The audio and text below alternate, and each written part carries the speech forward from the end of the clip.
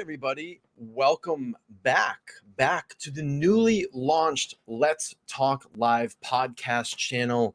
I'm super excited to be back here live. I know that you're all excited to be here as well. I know my times and my dates have been a little bit messed up. I will get back to my regular blah, blah, blah, blah, my regular schedule soon as my work kind of life balances out here. But I am super excited to say today is June 2nd, 2023, and this is the first official episode on the newly launched Let's Talk Live panel. I'm still the opinionated idiot. I'm still all here for you, but we got the new brand and the new channel. And with bringing in the new channel, I have a fantastic guest, someone that we have missed on the show dearly.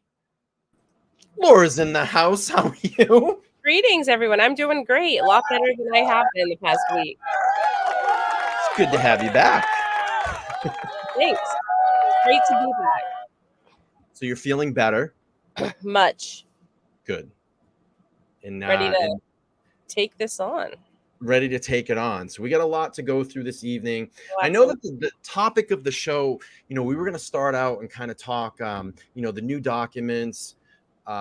We found some things out in Google, and I have some answers for that. And that was kind of by mistake because we've been. It's funny, my small group of mods lately, we've been kind of doing this really late night talking and researching sessions, and we've come across a lot of like really interesting information. But we'll get a little bit more into that. But yeah, we recently actually today, and I think I knew of this documentary, I just never watched it, was the Chronicles of Oliva documentary with the Goncalves family. It was put out about 4 months ago, but we found a lot of very interesting information in that we're definitely going to get through this evening and talk about. But first, we'll start off with kind of this Google thing that kind of popped up and we thought was kind of strange. And let me pull up Google Maps. So the other night, we were kind of, futzing around with Google Maps, and, we were on there a couple of days kind of looking, just driving the area on Google Maps and, saying, all right, take a left and take a right, and let's look there. And what angles could you see the house? And maybe, he was stalking it from here and this and that. Well, we found something kind of interesting that kind of happened, I don't know, within a couple of days. So when you drop into King Road, and let me go up to King Road. Let me go up Taylor. And you used to be able to, and I know a lot of people are talking about this house up here. If I can get on to Taylor, here we go. So if you go to Up King,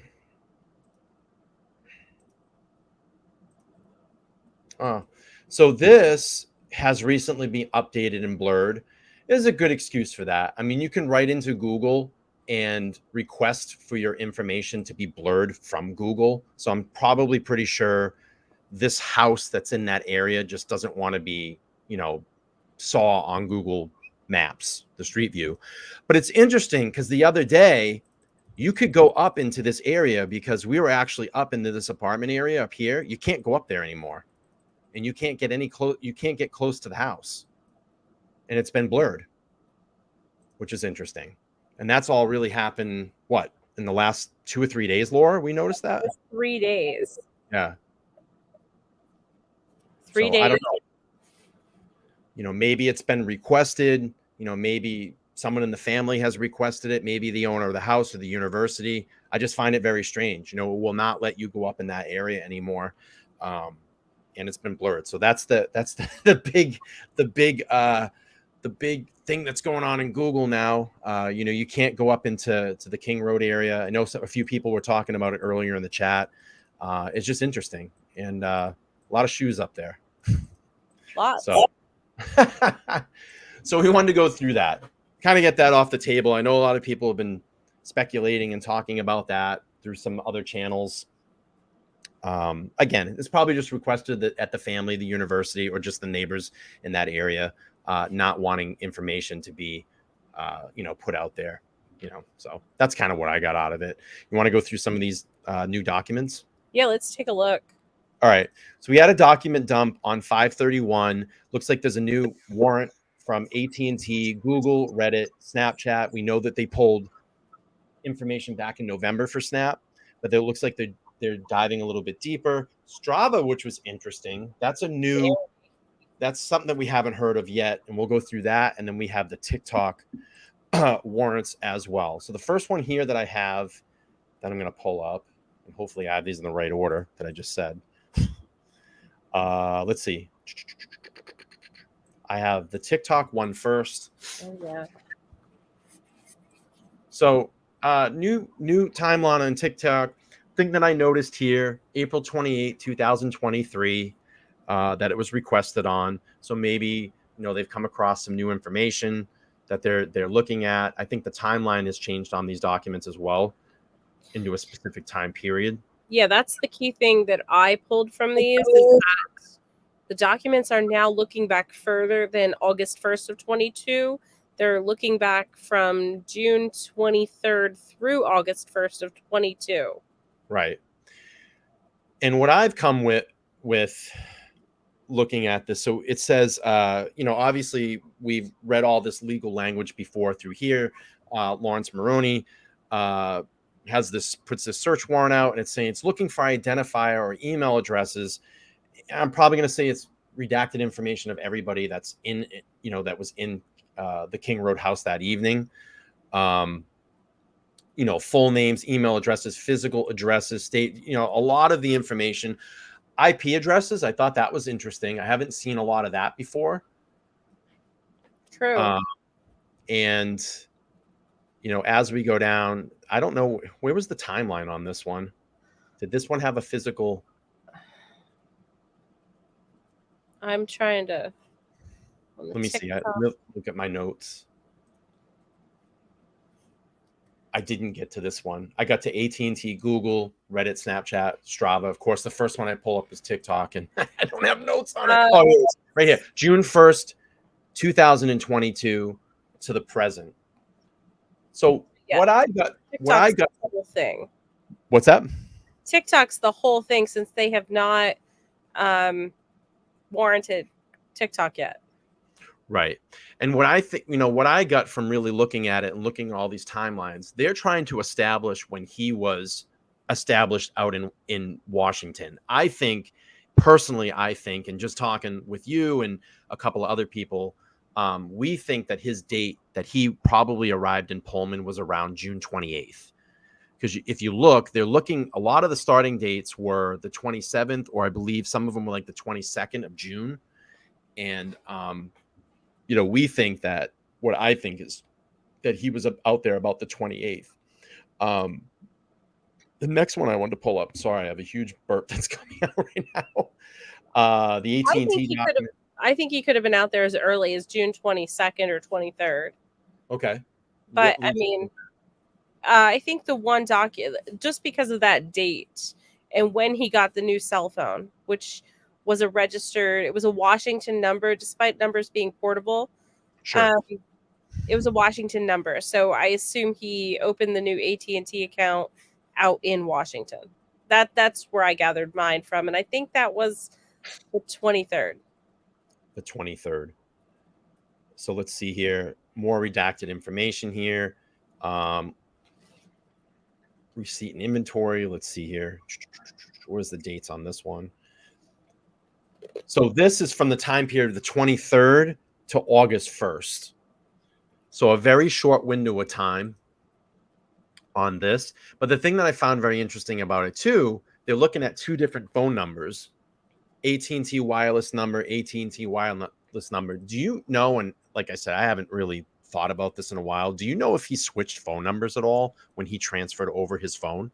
I believe he did, just from the basis that the phone number that they've been researching this entire time has been a Washington phone number. Okay. And then what I'm trying to figure out again is, when did he sign up for his new phone? When did he transfer that over? Let me see. Let me pull up this. Let me look. He registered the new phone on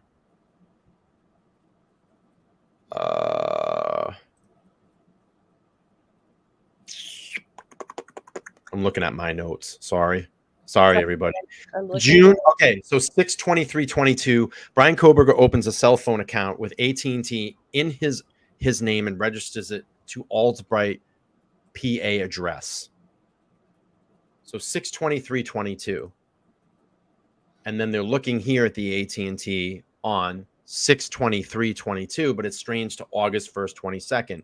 So could that mean maybe that they're looking at his previous phone, what information was in that week's time frame, and then he's obviously switched over to his new phone. Maybe they're looking at, did anything transfer over from his old phone to his new phone? Photos, documents, anything like that. Could that be a possibility? What do you think, Laura? Oh, absolutely. Absolutely. I definitely think that they were looking at whatever transferred over, having two phones, assuming he didn't take the phone with him from, I assume he had Verizon, given that that is the number one provider in Eastern Pennsylvania. So I'm assuming he had Verizon based upon that fact. He got a whole new phone, a whole new account, a whole new number, and they had to look back at some other stuff. I'm not really sure. This is a fantastic screen name, but they make an absolutely awesome point. They said pineapple flavored lipstick lesbian. That's great. I mean, that's fantastic. She says the redacted is white and the whole page could have listed items. There is a long list on that as well. Let me see. Here. It does look like maybe there's some white out there. I mean, right here, you can tell something was definitely redacted, but you know, they do make a good point. This has a ton of information here as well.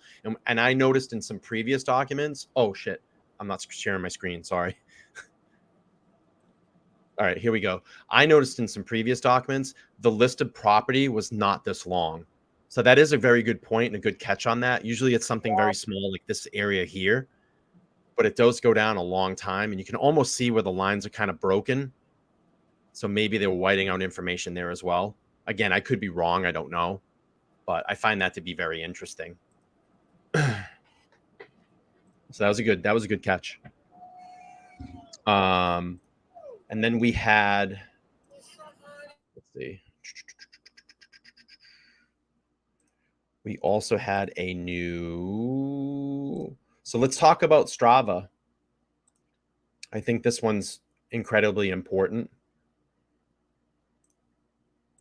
So what I found out with Strava is a app that a lot of runners, people that ride bikes, I think that you can do indoor activities with it as well. And it looks here, they're looking at specific dates too, and they go back quite a while with this, which is interesting. What are the dates on that one? Strava's between right there it is. 7/22 and they all the way go to December 30th, 2022. So this is mostly just Moscow Moscow and Pullman areas they're looking at. Right up until the time he got arrested. Oh, true. But what's very interesting about this, let's say you have this app running on your phone. And as we know, a lot of apps on an iPhone or an Android phone will run in the background. And I've talked about this and I've done a stream about this.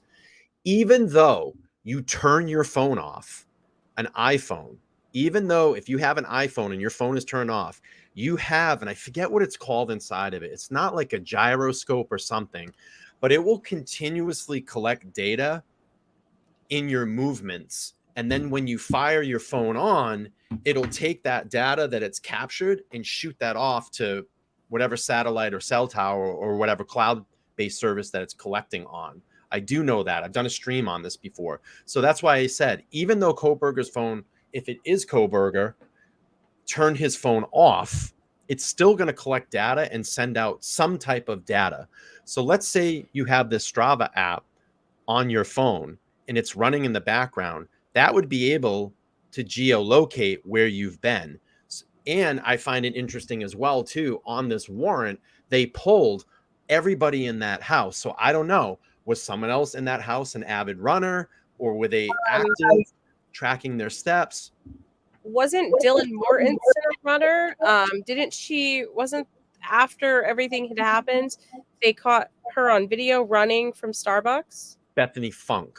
No, that was Dylan. It was Dylan. Let's see what the chat says. I think it's Bethany Funk. Because it showed a picture before she was supposed to testify, and it showed her out running, going for a morning run.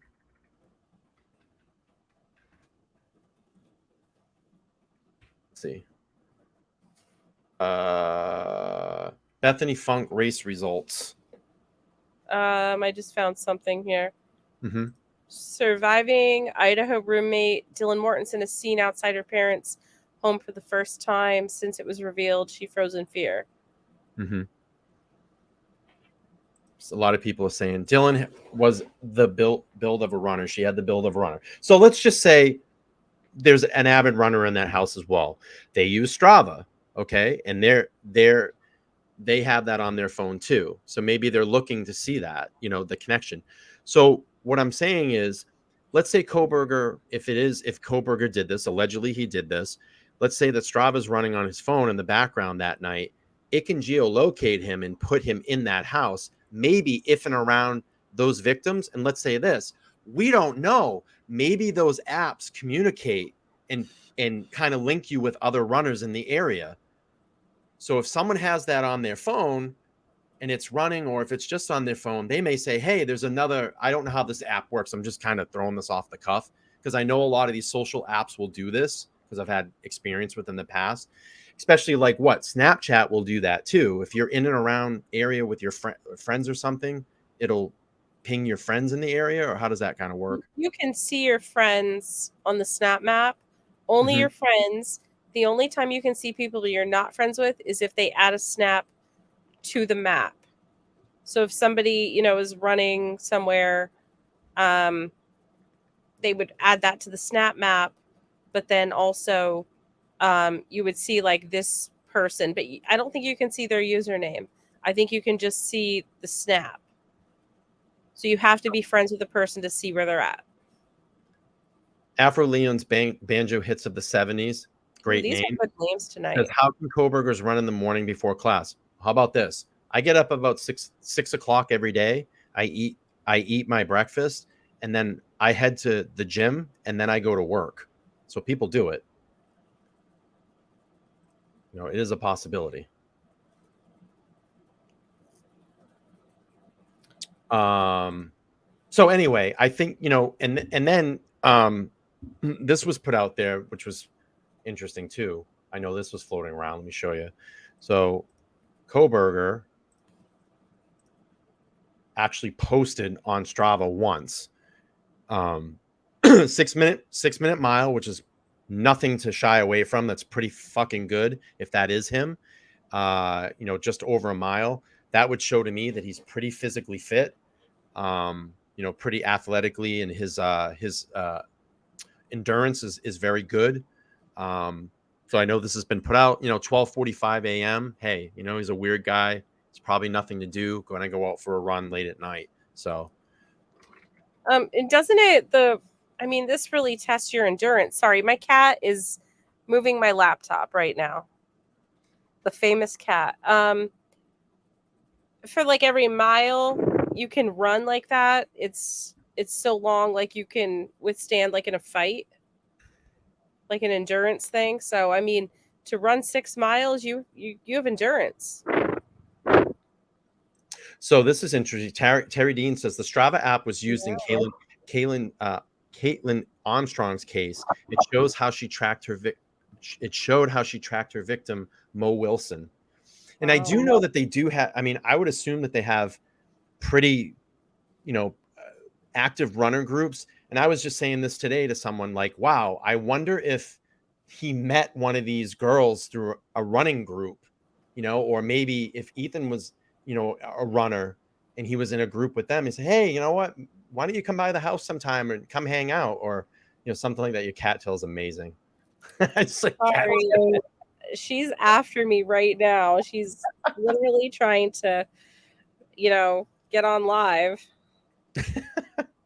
So anyway, I mean, this has been out there. It's on Twitter. I thought I'd just pull it up and show to everybody. I think just the other documents that I'm not going to really go too much in because we want to really get into this Chronicles of Olivia about the Goncalves family, how we feel that, they pretty much know everything, in my opinion. I think they have a pretty damn good idea of what went on in the house that night. But I think with the other documents, basically what they're doing is trying to establish a timeline and looking back and really figuring out, where was the communication, if anything. I know that there's the Snapchat. They pulled all of their Snapchat stuff for all the victims in the house. I don't think Bryan Kohberger was on the document, but they were looking at, who was communicating during a certain amount of time too. So again, I think it's just to establish timeline. Yeah, and a background of who was communicating with who and about what even. Right. All right. Do you want to get into Chronicles of... I want to keep saying Naria, but it's not Naria. It's not Naria. Yeah, I'll be back in like 1 minute. Okay. Take your time. I'll hold the crowd down. Please do. Please do. So what I wanted to do is talk a little bit about this Chronicles of Olivia video. If you haven't seen that, it was posted about 4 months ago. And it's funny, I haven't had a chance to watch it. And I got to sit down today and actually relax and watch it. What I'm going to do is, if you haven't seen that, just so if anybody hasn't seen it, I'll drop the link here in the chat. And if you want to go over and check it out after, Laura and I kind of talk about it this evening, I urge you to check that out. But it was a very eye-opening documentary. And there was a lot of, I think, like Easter eggs in it. And we found out a lot of information where, when Laura and I were looking at it, I said, I have a great feeling that I have a really good feeling that the Goncalves family knows a lot more about what happened and what is going on than we're leading to, to be. And I think that's probably, and Laura agrees with this as well, why we think that the gag order was put in place. But what I want to do first is, there was an interview, and this kind of is going to lead into our segue. There was an interview that Steve Goncalves recently did with Banfield about 2 weeks ago. And it was funny because in this interview, you're going to see a different Steve. I think he's in a different stage of grieving, but he does let out a little bit more information again in this interview that kind of led us to believe like they know a lot more what's going on than they're leading the public to believe. So let's play this, and we'll use that as our segue to go in and talk about this Chronicles of Olivia documentary or interview that they had with the Goncalves family. All right, let's take this here. Not to pry and ask which of the girls you were talking to. But so this was, and just to give context to everybody, this was what prior to the indictment, in and around when Bethany Funk was being was going to be talked to by the grand jury, correct? Oh yeah, before we knew about the grand jury, when she was supposed to be interviewed by the defense. That's it. I'm sorry. There's been so much time and so many dates, you get mixed up.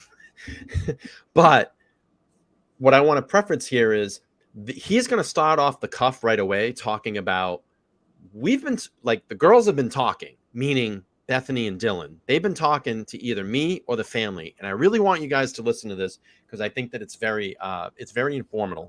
Did she give details about some of what she's been processing in these 6 months? Well, between all the different families, I think both girls are talking. They're talking to somebody.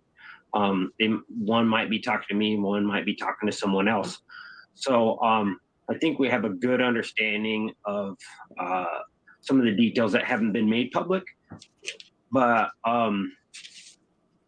we're just holding it close to the chest, and we're making sure that everything goes through the court process. That's right there. He said right there. Let's go back. they're talking to somebody. Talking to All the different families, I think both girls are talking. They're talking to somebody. One might be talking to me, one might be talking to someone else.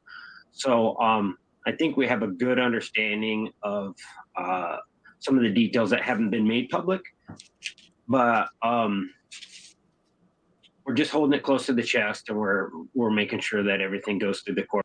Again, right there, keeping everything held to the chest. Everything held to the chest. Processes, and everybody gets a fair shot, and everything is done in the right order. To mothers and fathers that really don't have any idea how this should work, we never seen ourselves in this spot, and we're just living one day by day. There's no playbook, for this, and it's a very exclusive club. I often say, very unwelcome, exclusive club that you're a member of, Steve. You are, I don't know where you get the strength and the fortitude, but you were there when Kohberger made that first appearance in January. Are you planning to be there on Monday?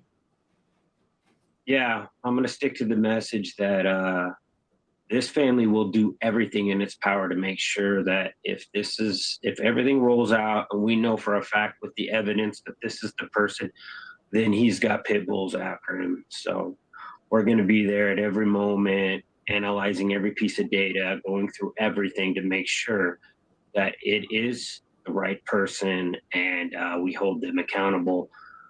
And that, that kind of pressure has to come from more than just one parent. It has to come from all of us, and that's what we're working on. I know on Monday I won't be the only parent down there.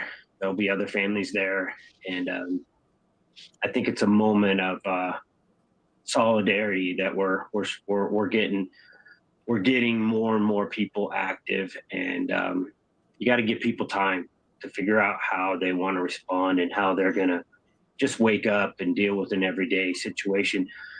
But they're all starting to get their power and their strength, and they're all ready to go to court. And I think that courtroom's going to get more and more crowded. Do you mind me asking if you know what other parents are planning to be there Monday?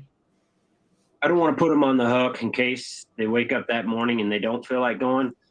But I know of 2 other families that are planning on being there. We're organizing even the path that we get down there together.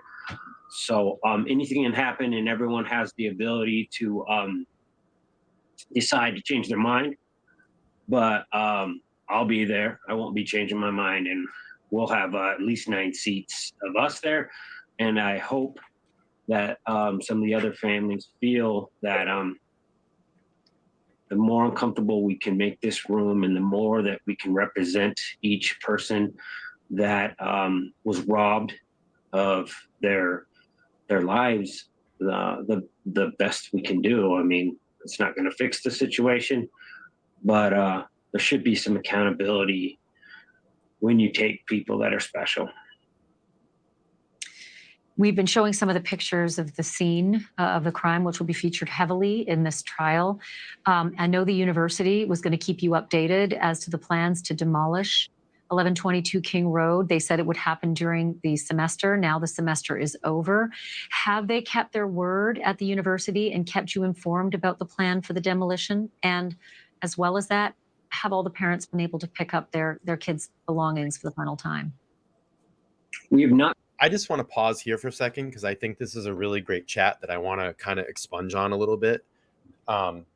First of all, let's do this. Let's get those likes up to 100. We get 275 people watching. If we get that to 100, I really would appreciate it. Maybe I'll gift out a membership tonight so you have exclusive access to all of our members' content. Shipley says, I pray that they get justice they deserve. Things are so crazy with this case. And I have to 100% agree with this. And I think one of the things that has been really crazy, and I'm going to get a little bit more into this later in the show, is that there's a lot of misinformation that's being put out there, especially about this family. And I think there's a lot of misinformation being put out there on other YouTube channels that are, for some reason, it's the families, the victims, the friends, they've all become the bad people in this case. It's not the person that's accused of doing this. It's not the alleged person of doing this. It's those families, which I don't understand that. I don't see how this is turned on them and that they've become the bad guys in all of this. What do you think about that, Laura? Yeah, I don't know why people want to always make the families the victim or take the not no, I'm sorry, I said that wrong. Why they want to make the victims or the victims' families look like the villain. They're not. They just want justice. And that's sad that people have to do that. Let's talk a little bit more about that. We'll finish this up and then we'll get into the Chronicles. I want to keep saying Naria, and it's not Naria. The Chronicles of Olivia yes. interview. Let me get my screen back into position here. Not been able to pick those things up, which we would understand that might be very close to the moment that it's down, that it's going to be torn down, like maybe equipment's moving in. So we pushed back a little bit just because different parents have seen different court cases and have tried to get themselves self-educated on what we're going to go through. And they found cases where important evidence had been discovered, and they went back to the crime scene and actually it clarified things for different jury members. I don't know the exact story, but I just know that that's a reality that has been spoken to me. So we pushed back and said, hey, let's wait on this until at least everybody's on the same page, including the defendant. I want the defendant to be able to say, there's nothing in that house that's important to us. I want the truth. We want the right person. So we have every motion to sit back and say, hey, we can slow this down. We don't have to rush anything. I understand it's a little difficult for the community, but we all have to come together and we have to do what's right for these young adults that we're put in this situation, and we're the only voices that they have. So we've asked to slow that down, and they've respected that. Steve Goncalves, it's good to see you again and talk to you again. I can't thank you enough for volunteering to be on this program with us. And I know that a lot of the people who are watching right now, if you can feel it, they're sending their love to you just like we are as well. And to Christy and the kids as well. Our best to you. Thank you. Okay. Just real quick in this chat, Jingles78 says, Brain, I think she meant Brian. She says, I love the new name. I watch you all the time. I just don't chat much, but I love the channel. Thank you so much. I appreciate it. It does. It feels like a big weight lifted off my shoulders, because this has been kind of bothering me for a while to kind of change the name, get this into a little bit more of a professional space. Again, I didn't know where Opinionated Idiot was going to take off when I first relaunched the channel many times. When I went with Opinionated Idiot, I was going to be more of a political channel, but here I am talking about true crime, and we have many other things planned here for the channel going forward. But right now, this is a case of importance, and it needs to be talked about. So Laura, let's get into this Chronicles of Olivia. You kind of turned me on to this documentary today. You sent it over. I think I may have, once I started to view it, saw some clips that were out there. I think some conversations about it. If anybody hasn't seen it, I would deeply tell you to go invest your time. It's about a 40-minute exclusive interview with the Goncalves family by a trusted TikToker that Kaylee actually followed. Chronicles of I want to say Naria. Stop saying this. Olivia. And it was a trusted TikToker that the Goncalves family reached out to and actually welcomed her into their home to shoot this 40-minute interview. It was done very well. It was much like a film, which was great. And I think it gave you some really raw insights to the Goncalves family, who they are as people, how their family runs, how close they are to that community in and around King Road. We found and discovered that they have family that live in and around that area. They knew a lot of people And I don't know. I got a really good sense of who they were. What were your thoughts on it when you first saw it? When I first watched it back in January, I thought it was very heartfelt, but it wasn't until I rewatched it today that I realized just how much information was given to us from the Goncalves family about the whole case. No wonder they have a gag order, because they are not holding back, nor should they. However, they're forced to. So I really got a lot of little tidbits here and there, because since January, we've learned so much about the case, had so many documents come out. We've learned a lot since that date. So yeah, I thought it was fabulous. Highly recommended. If you have not found it, go out to YouTube, type in Chronicles of Olivia, and watch the Goncalves family documentary. Yeah, so some things that kind of really jumped out to me right away was we knew that Kaylee followed Chronicles of Olivia on TikTok, Yeah. and that's why Steve reached out to her. And I said, well, how would Steve know who Kaylee was following on TikTok, or who was? And I said he had to have had access to her phone and her contacts, which later in the documentary, and by the way, a lot of spoiler alerts in here if you haven't seen it. So if you don't want to get spoiled, I would say watch this on a replay, but we're going to spoil it. What we later found out was Kaylee's mom, Christy, mirrored Kaylee's phone. So she had access to her phone. And that to me was like, wow, that's the aha moment. Yeah. They knew every Everything. single conversation that Kaylee was having, where she was going, what she was doing on that phone. And I went, oh, they know everything. The Goncalves family knows everything. They might not know every minute, detail, every interesting detail, small detail, but they know a lot. They know a lot. Yeah. And something interesting that I found was that they knew the driver, the private driver that night. It wasn't Uber. It was a private driver. So they knew him personally. The whole family did. They said he was a good guy, and he's the one that showed them all about the grub truck, and which led to Olivia, the older sister, finding the footage. Yeah. And I think, like, when I thought about that, like, private driver, this is probably someone that Steve probably established some type of connection, because there are a lot of, in and around these cities. I know that, I've been on vacation plenty of times, and like before Uber, they would have like drivers, a private driver you could hire. There was a guy that we hired literally for like the weekend. We gave him like $100 and said, hey, can you just pick us up if we need to call you? He said, sure, just here's my number, call me, I'll come pick you. He became our private driver. So maybe this is someone that Steve or the family that probably vetted this person. And we know that we learn in this documentary that they had family in and around that area of King Road. Yeah. Probably someone that was trusted and said, hey, if you girls ever need to go anywhere, you call this person and they will come get you and drive you. We also know that night that Steve said in this documentary, they did everything right. They had the buddy system. They were together. They stuck together. That leads me to believe on the phone, they were looking at conversations, hey, we're going to go home, or we're together. They probably were communicating with friends, hey, I'm with Maddie or whatever. Do you want to talk about the ring video? Because that's going to kind of lead us into the ring video. Yeah, that's where I was like, wait, what? Wait a minute, back up.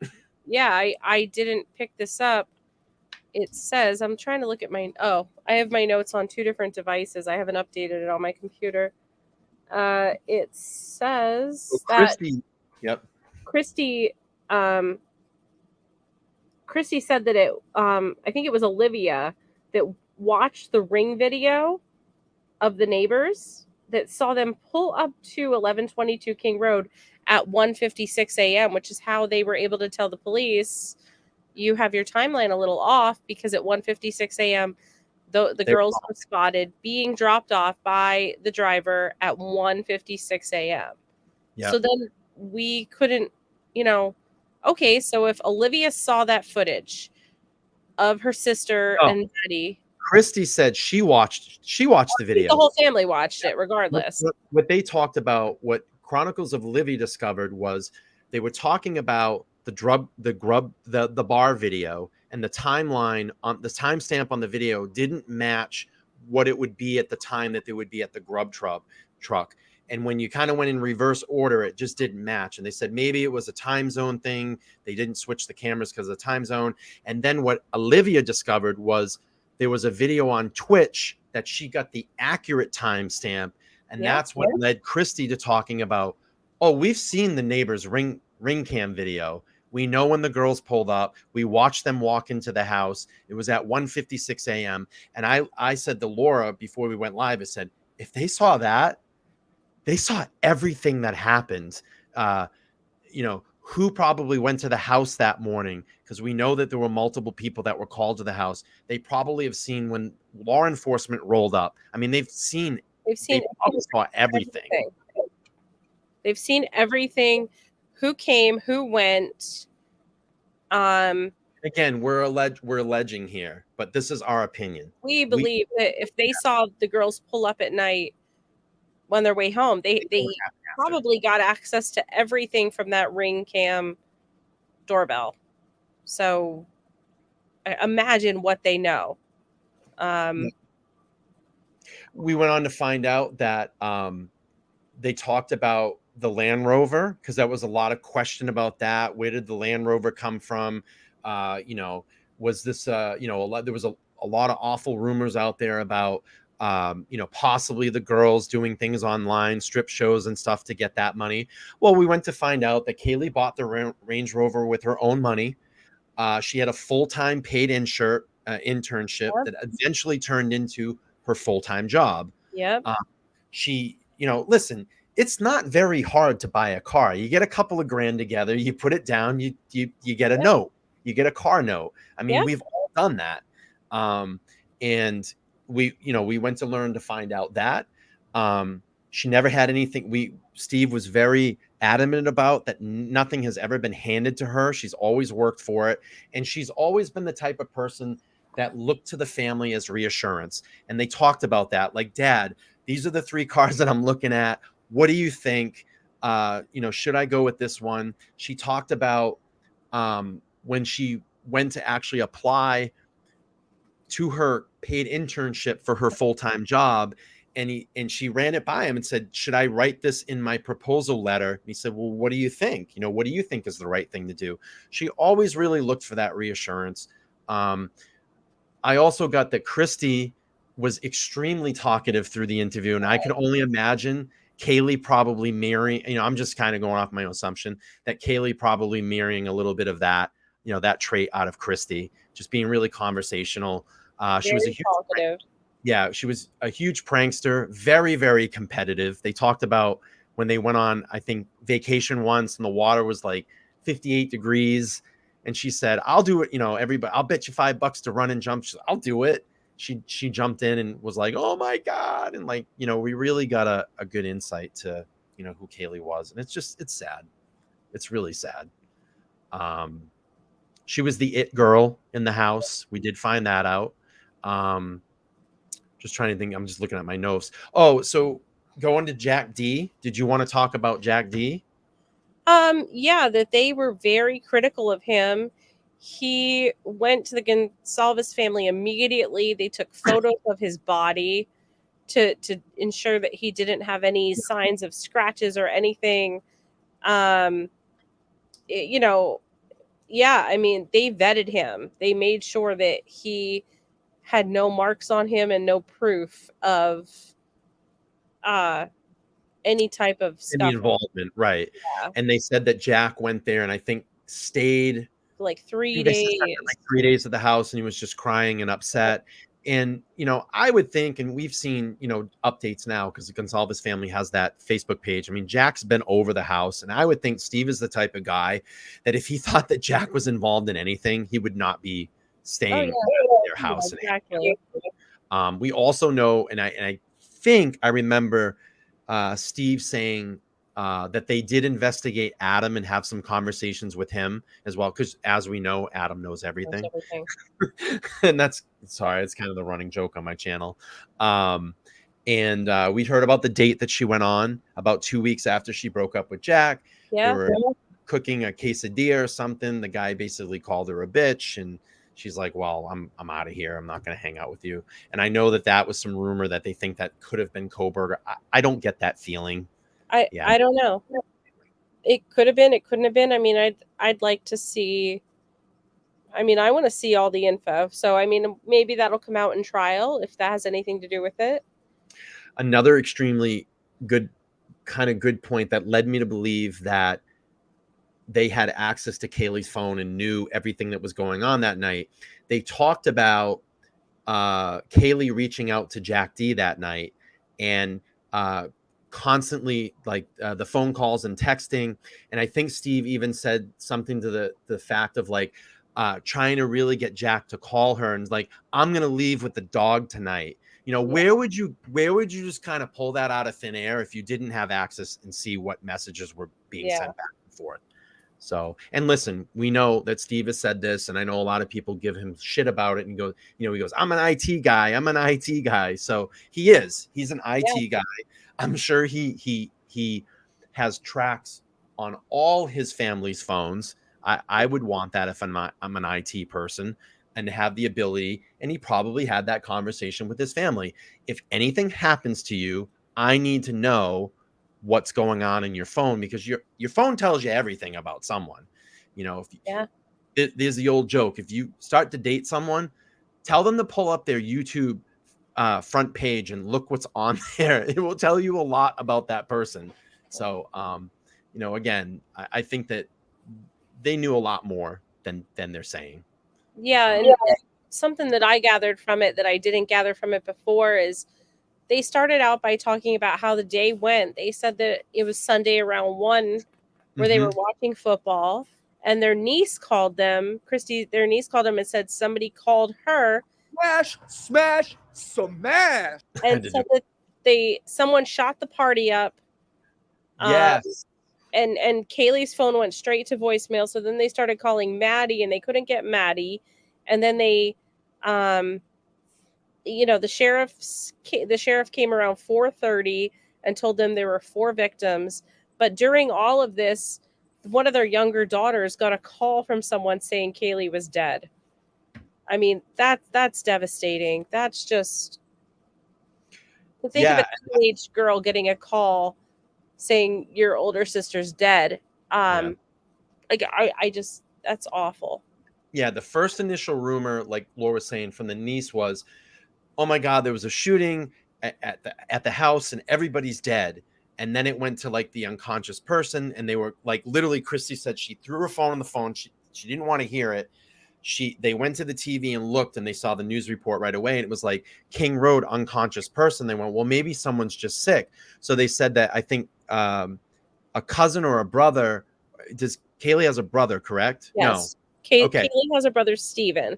They started calling the hospitals right away, saying, hey, you know, is there someone, Kaylee or Maddie, or, you know, they were just giving names, and nothing came back. Then they called the police department. The police said, we can't give you any details right now. And then they got the call about 4:30 that afternoon. Yeah, and on the news they could see all their vehicles in front of the house on King Road. And I mean, that was just, devastating.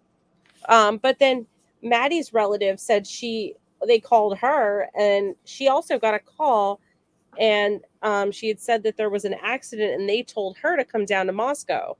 So she was already just about to Moscow when the sheriff's office, or the sheriffs, visited the Goncalves family. So it sounds like it was a very confusing and crazy day there. And the Goncalves family were like, well, why didn't we get a call? So they thought it was Maddie that was harmed, because there was mention of an accident. But then when the sheriff's office came, they found everything out then. I'm going to give away a membership right now. We got a new member. And first, let me just read this real quick. So Dave Hargrove says, Bryan, I love the channel. You're one of the best YouTubers covering this case. Thank you, Dave. I appreciate you so much. give them a round of applause on that one. I thank you. We appreciate you. And please make sure to smash the like button. Smash, smash, smash. So we have a new member, and gift of the membership is MJC. You are have 1 month free on. You have all the access to all the membership content, and we do members only streams. So welcome to the group. You get a free month on me. Congratulations.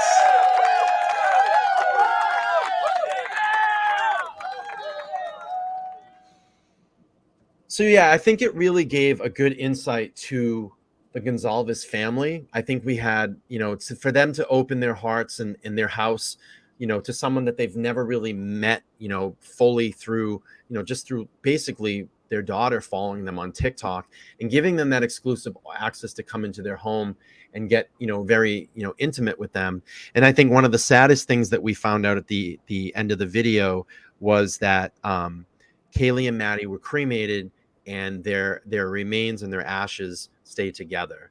And it's just very, very sad to see and hear that, knowing their relationship. And Christy did talk about that, the day that Kaylee met Maddie, she came home and she was just talking about this new friend that she met at school, and they were always just inseparable. They weren't blood sisters, but they were sisters. And even though they went, to the same college, they tried to rush the same sorority. Kaylee made it in, Maddie didn't, but they ended up kind of getting two new groups of friends, but really still had that sisterhood no matter what. And that bond was very, very strong, and it was an unbreakable bond. They were always together.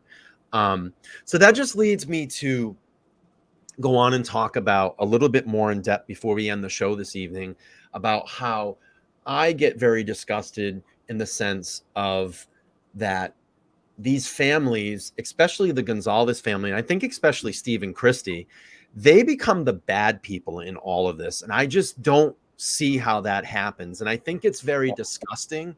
I don't get it. Yeah, there's channels out there that put this type of content out and say, they're the ones that caused this. They're the ones that are bad. They're the ones that are in on it. They're covering it up.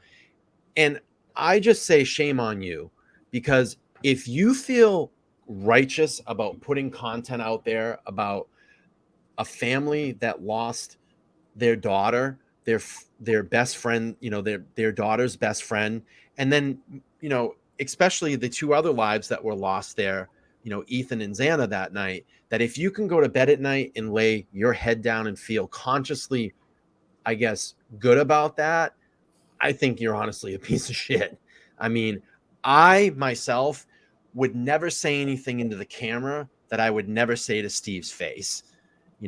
You got to think about it. These families' lives are affected for the rest of their lives. And I'm amazed that Steve and Christy have had this incredible bond, and I hope it lasts for the rest of their lives, because a death and murder in family, and I know this with my best friend that was murdered, it breaks families apart, because you go into the blame game. Did we do enough? Did we not do enough? Did we overly do too much? Did we not protect them enough? This tears families apart. So when your life is continuing and you're putting this crap out there, remember, their lives have stopped. Their lives are never going to be the same. Their lives will never be like yours. They have to live with this the rest of their life. What do you think? What do you think about stuff like that, Laura? I mean, I hope the Goncalves family knows that they're stronger together than they are apart. What a solid group of people. I know that if I lived near Coeur d'Alene, I would want to be friends with the Goncalves family. I don't get it. I just don't get it. I think they're great people. Of course, everybody has their faults or whatever, but they lost their daughter. I mean, and they seem like such a strong family unit. So I applaud them for putting their lives out there and going public with everything. Yeah. So I can't get, past that. It really bothers me. So Christine Brown says, I'm recently seeing the ugly side of YouTube. I mean, anyone saying anything about these families should feel ashamed. Completely agree. I completely agree. I saw another going up here. Bobby says they're not the ones that caused this. The person to persons that did this is who's responsible for causing this. Goes on. Terry Dean says, I always assume the families will be watching. It keeps you genuine and kind. Absolutely. I've said that 1,000 times. If you don't think that any of those family members are watching what we're talking about and what we're doing, you're nuts. You're absolutely nuts. If you don't think the police or even the FBI are watching and what we're talking about, we know certainly YouTube is watching us, then you're nuts.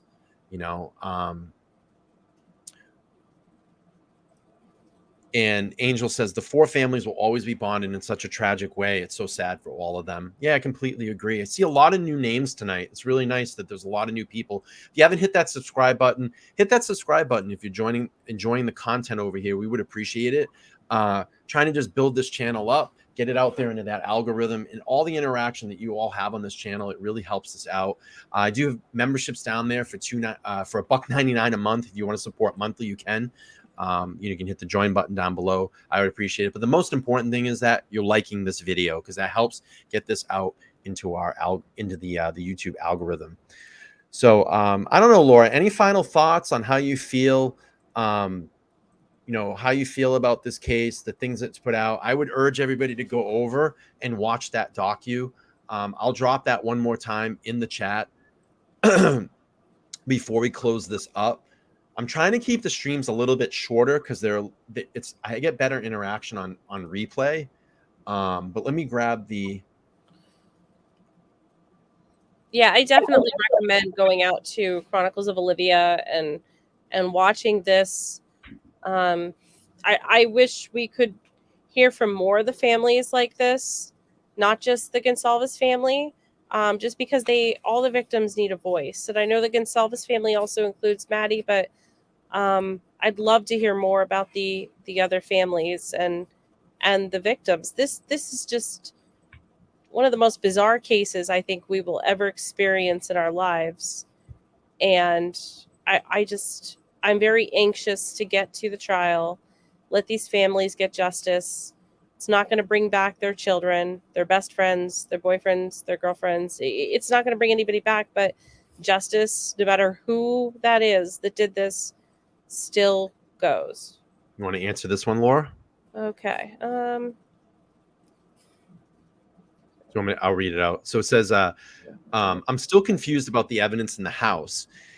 If there were people in the house before the cops came, would that be considered tampering with evidence where the defense asked for dismissal of the evidence? I mean, right now we don't know what the extent of people being in the house were. Right. I believe that there was at least Ethan's best friend. And I pulled that from Ethan's best friend was in the house on the eulogy. Ethan, a young man by the name of Hunter, not the twin, Hunter Johnson, I believe it was, came up and said he was Ethan's best friend. He was the one in the house. I don't believe he could be charged with tampering with evidence if he was just merely there to check the well-being. However, if we find out that there was a parade of people coming in and taking pictures or moving things or cleaning things up, I think that's a different situation. So I'm confused too. I want to see what's going on. So Terry says, I received my target gift, Brian. I'm hanging on my opinionated idiot bracelet. I'll auction it off as a collector's item. That's very sweet. If you're just coming into the channel, my channel actually gone through a couple changes. I used to be the opinionated idiot, and I just went back to an old name that has just really sung with me for a long time. And I wanted to go back to Let's Talk Live to really open the platform up, have a little bit more of a professional name, because I think when I was reaching out to people and said, hey, I'm the opinionated idiot, I don't think they really wanted to come over here. But and unfortunately sometimes names speak volumes in this business. And there's nothing wrong with opinionated idiot. It just really was going in this direction, and I think this platform and this name can open up a wider audience and a wider group of topics that we can talk about. So let's see. I wanted to bring up Christine Brown just gifted a membership. Thank you, Christine, so much. And Thanks, Christine. new member. Congratulations. Hey, look, it's Donna G. She got the Fire HD tablet. If you guys all missed it, or ladies and gentlemen, sorry, I did a stream for my 5,000 subscriber episode. We did a 5,000 subscriber episode. I gave away a bunch of Target gift cards, and I also gave away a Fire HD tablet, brand new Fire HD tablet, the most top one that they have.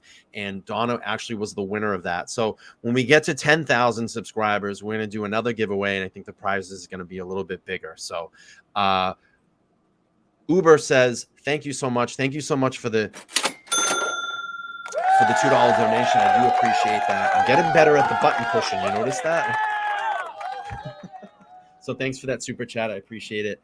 Laura, anything else you want to go over or mention? I mean, again, there hasn't been a lot lately. No. I just wanted to come on. It's been a little while since we've talked to Idaho. I'm going to probably come on tomorrow night. I may change the subject. I'm not too sure.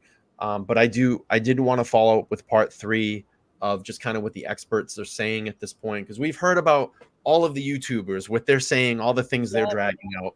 But I really wanted to kind of see what experts are saying. But I don't know. Maybe we'll switch it up a little bit and do something different. I'm just glad to be back. I'm glad to be feeling almost 100%.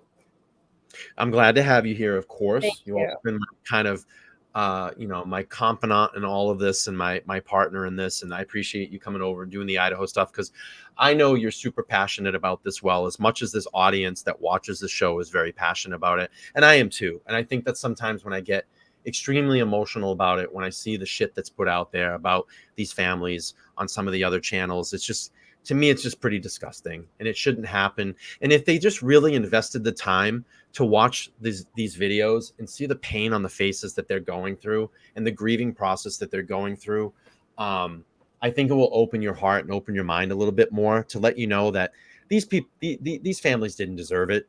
And these girls didn't know this was going to happen. And no one in that house knew that this was coming. That's my opinion. And they didn't deserve this.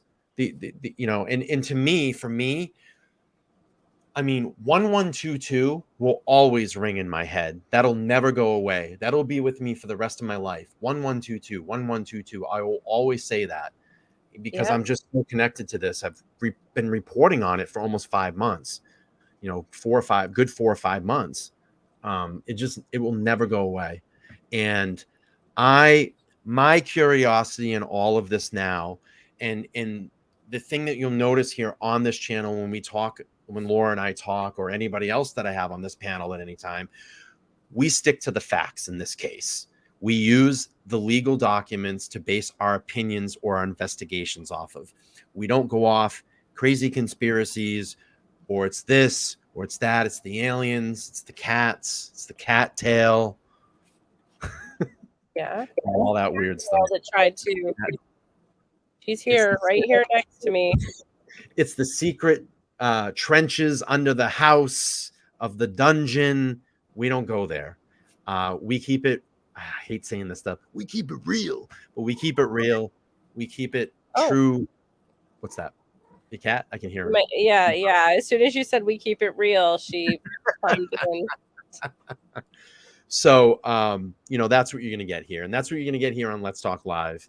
And, come check us out. Smash that subscribe button, hit the bell notification, come see our live shows, because this is a live channel. And what I'm trying to get, I think we're going to do something where we have some other people come on and we do kind of a group session one night, because we do some really good back room. And I always say, I wish we were recording this right now. And I think we're going to do that one night. If I can get everybody to kind of commit to it, we'll come on and do an hour and bring some more people on the panel and really hear what, my moderators have to say, and some of, the people that are in our group, and see what they have to say about this too. So, again, wanted to come on and do a short show for you guys, just an hour, keep it a little lower this evening. Maybe we'll do a longer Saturday night show tomorrow night. Maybe get Laura back on tomorrow night. We'll hang out and do a little bit more content here in Idaho. Maybe get some more other guests on here. we'll find out and open up the panel a little bit. Maybe take some calls. We haven't done that in a while, and hear where all the craziness is out there. But okay, guys, appreciate it. Make sure to smash that like button on the way out. Hit that subscribe button. Turn that bell notification on. I do appreciate it. And we'll be back tomorrow night at, what's my scheduled show tomorrow night? I think it's 9 o'clock. Oh, it's a late one tomorrow. Tomorrow's 10 o'clock. 10 p.m. Eastern Standard Time. Come over. Late Saturday night show. Maybe we'll take some calls. That is the link for tomorrow night show. Go over and click it. Hit your reminder. Appreciate it. Laura, thank you so much for coming back. You're welcome. Thanks for having me. I'm glad that you feel better. Thanks. And we'll see all of you guys soon. Again, I'm Bryan. Let's Talk Live. Laura, Agent Chase, thank you so much. And we will catch you on the next show. Good night.